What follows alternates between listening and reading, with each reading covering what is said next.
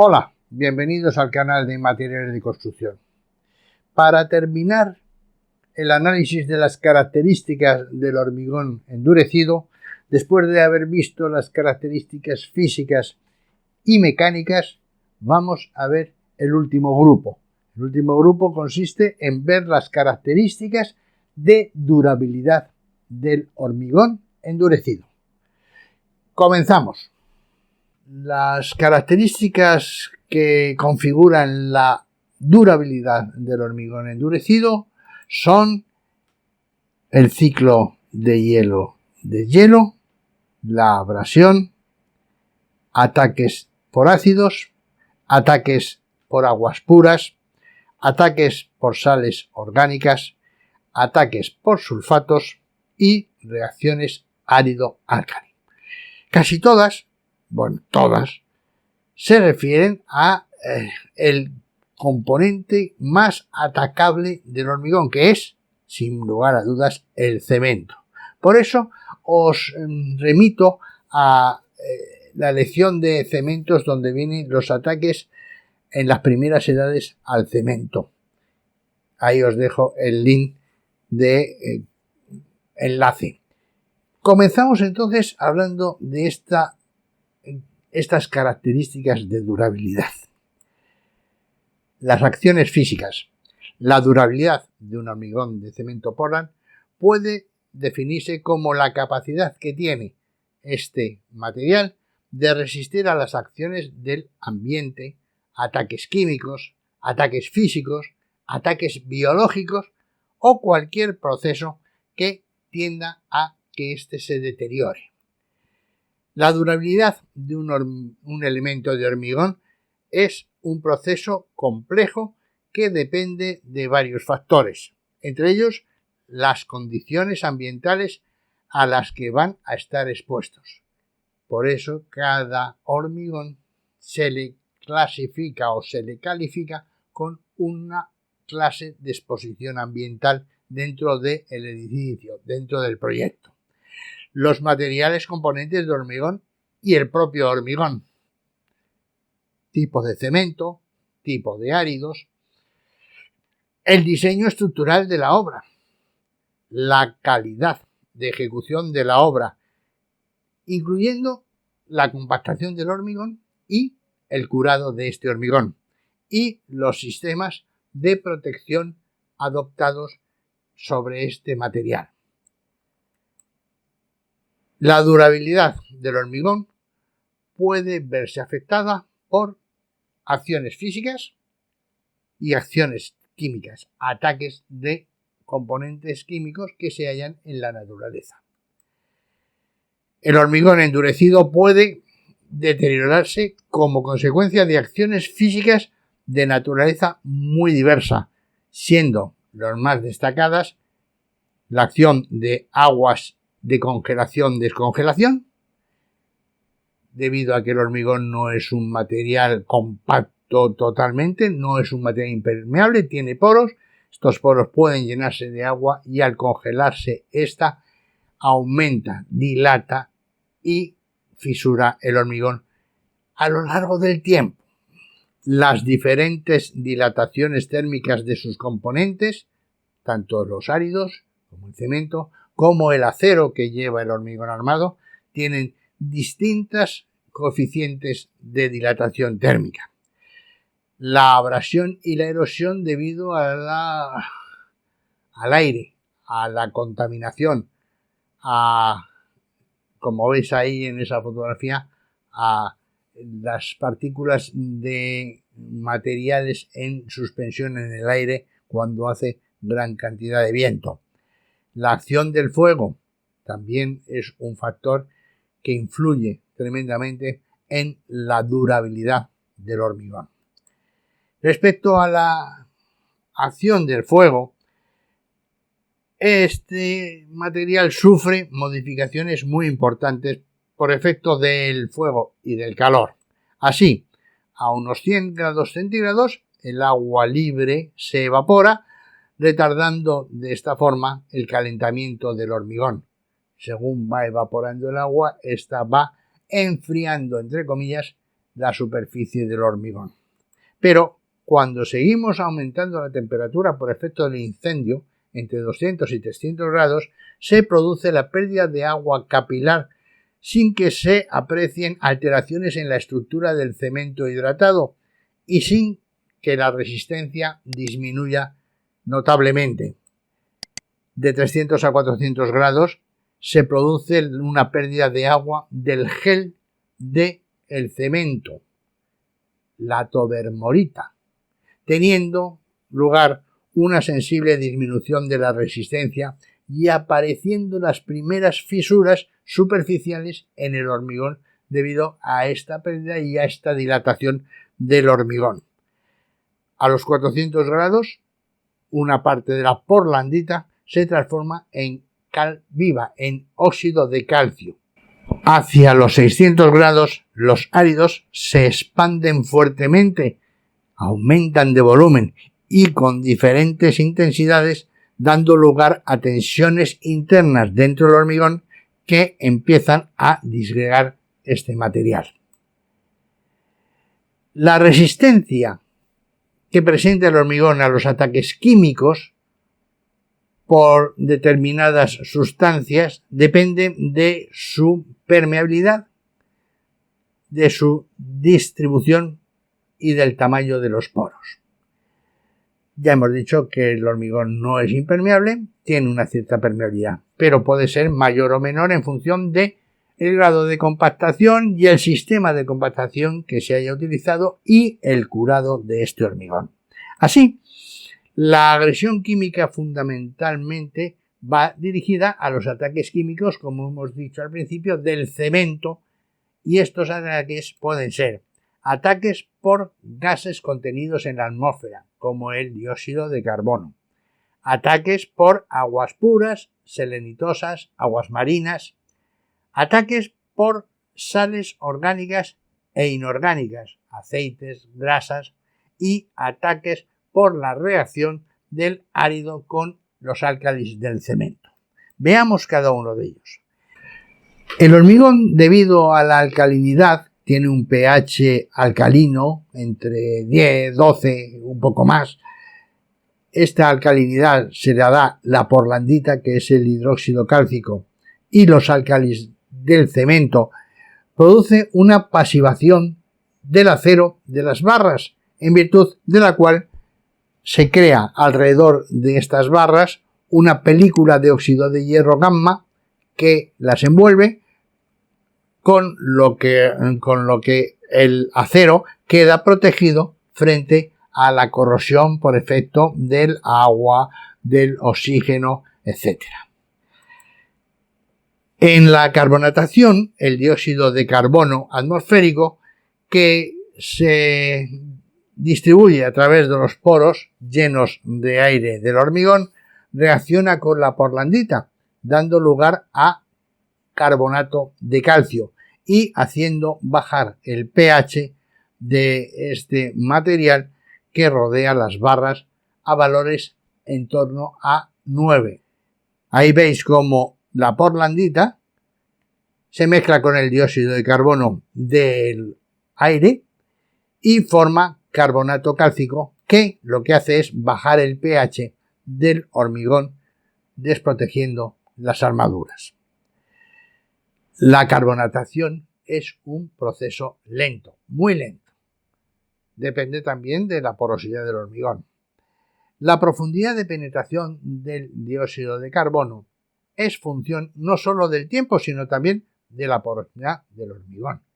Ahí tenéis en la expresión, otra vez más, cómo la portlandita se transforma en carbonato cálcico y el pH del hormigón, que estaba en 12, baja a 9.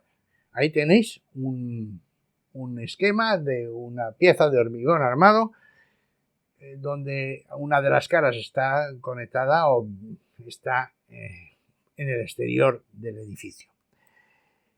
Si nosotros echamos fenolftaleína, que es un medidor de pH, el hormigón se transforma, se colorea en un color morado o anaranjado. Eso significa que el pH es muy alto. el pH es de 12. Pero según va transcurriendo el tiempo, el CO2 y el agua del ambiente va atacando la superficie del hormigón y va convirtiendo esa porlandita que tenéis ahí en un carbonato cálcico con agua. Y el pH va bajando, de tal manera que ese color rosáceo, ese color morado, va perdiéndose y tiene color a hormigón, color gris.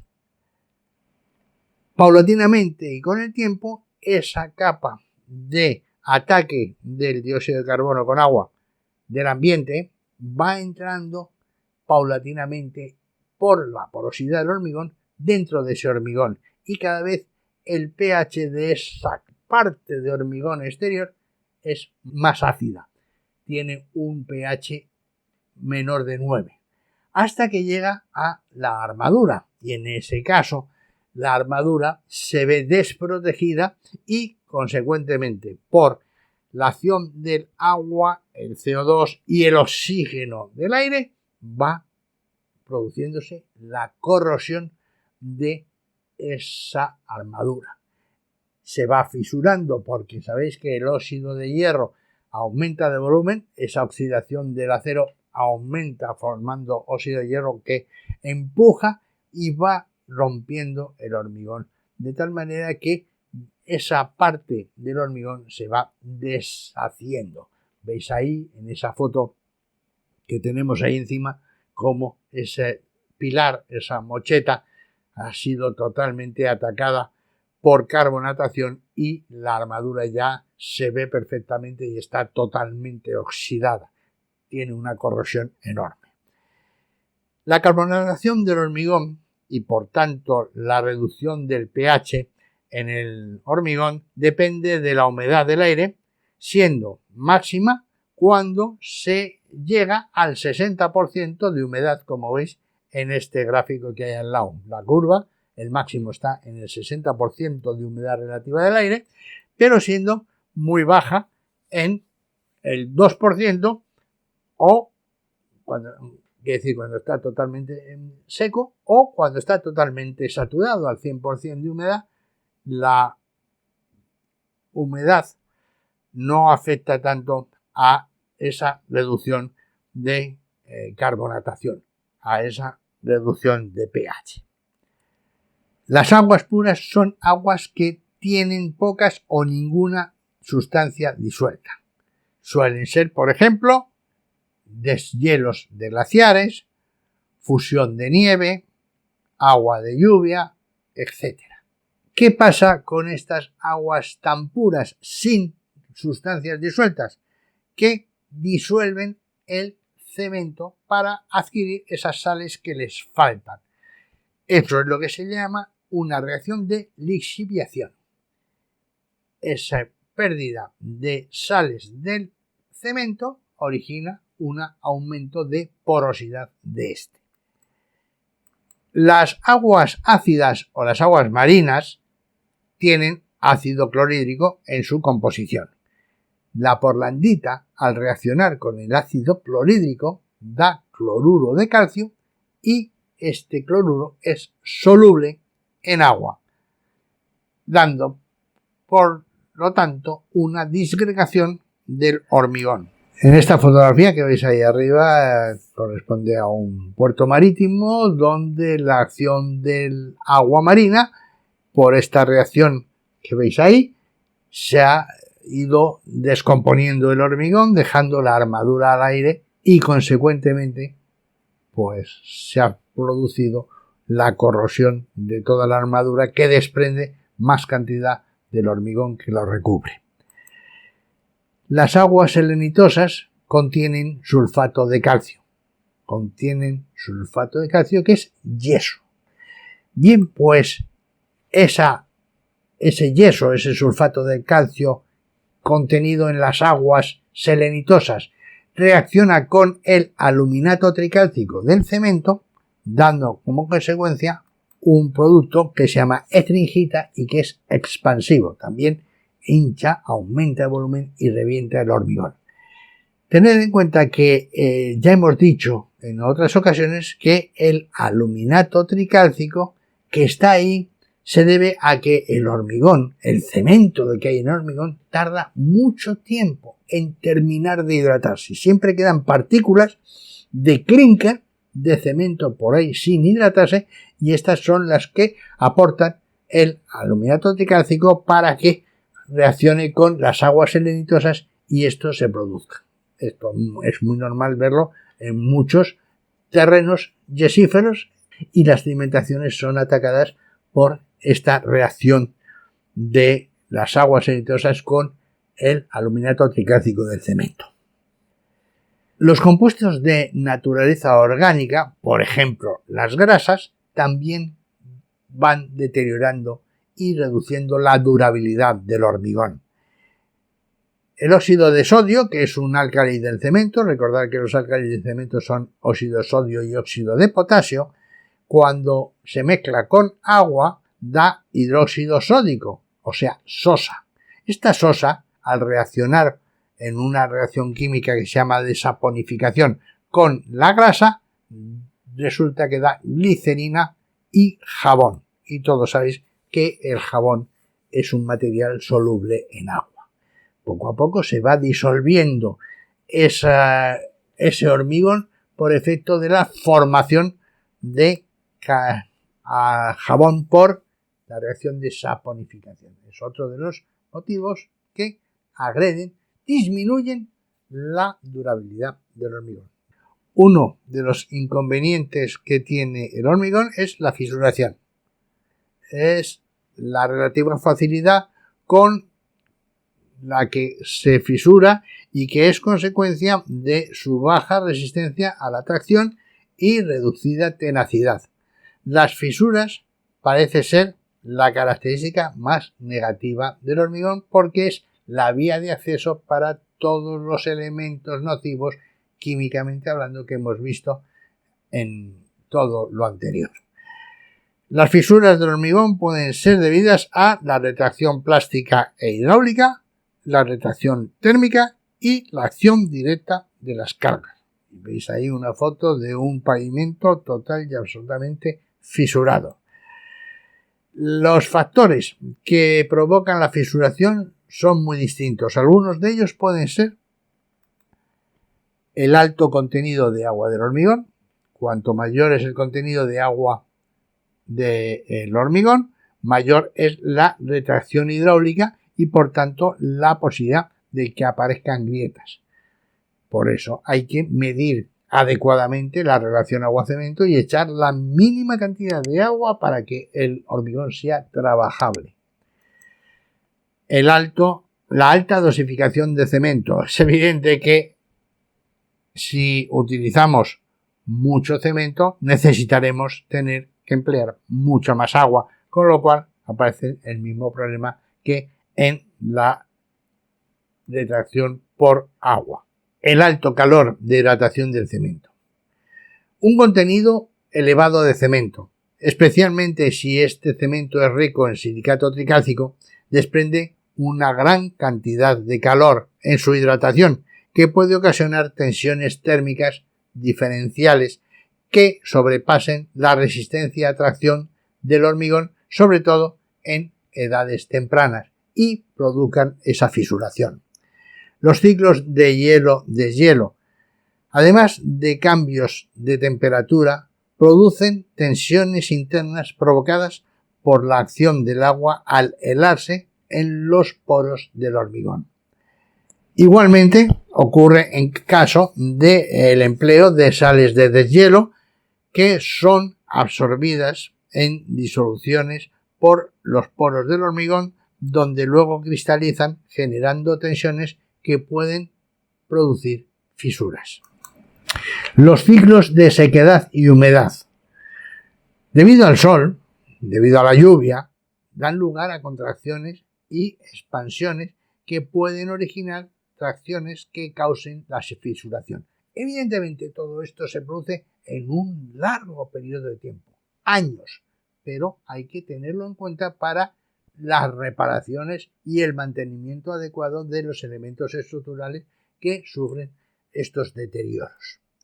El viento seco y caliente, actuando sobre el hormigón recién puesto en obra, provoca una pérdida rápida de agua que da lugar a una retracción superficial que lo fisura. Por eso es muy importante el poner los medios para que el hormigón no sufra estos cambios de temperatura tan fuertes y sobre todo el viento seco, y un curado adecuado, abundante en verano, para que no se produzca esa fisuración.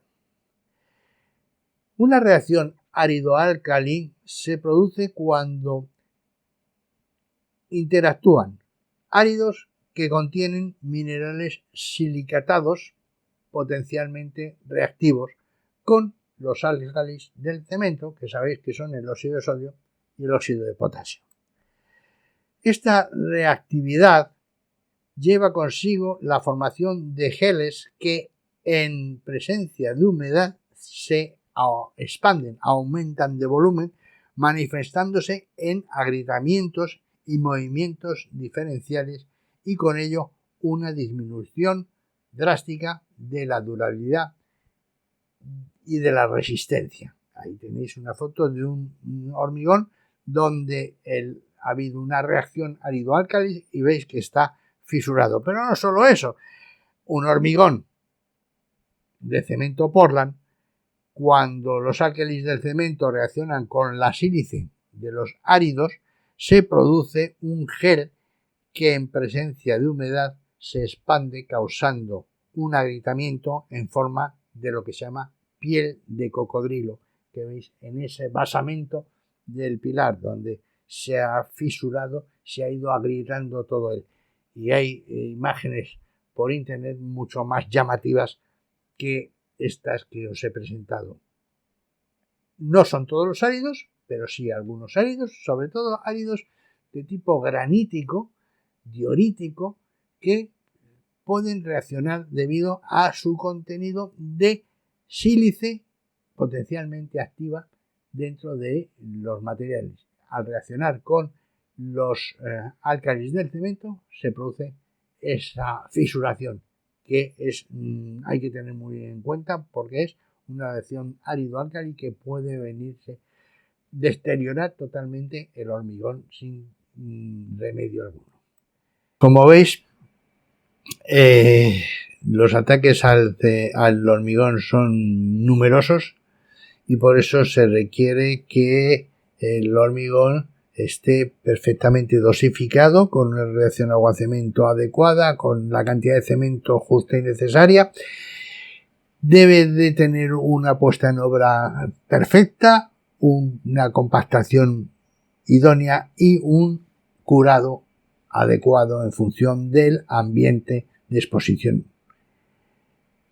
Por eso es importante el saber hacer la dosificación de un hormigón atendiendo a los requisitos que dice el código estructural. He visto cientos de vídeos donde hablan de la dosificación del hormigón o del concreto, no sé cuántos cubos de no sé qué, no sé cuántos de no sé cuánto. No. Esto es mucho más científico y mucho más serio que sacarlo a cubos o a litros. No, esto requiere unos cálculos adecuados y eso es lo que vamos a ver próximamente. No faltéis al próximo vídeo, que es interesante. Además, voy a intentar hacer una hoja de cálculo para que veáis que todo está bien calculado para hacer una dosificación de hormigones estructurales según el código estructural. No faltéis, que paso lista.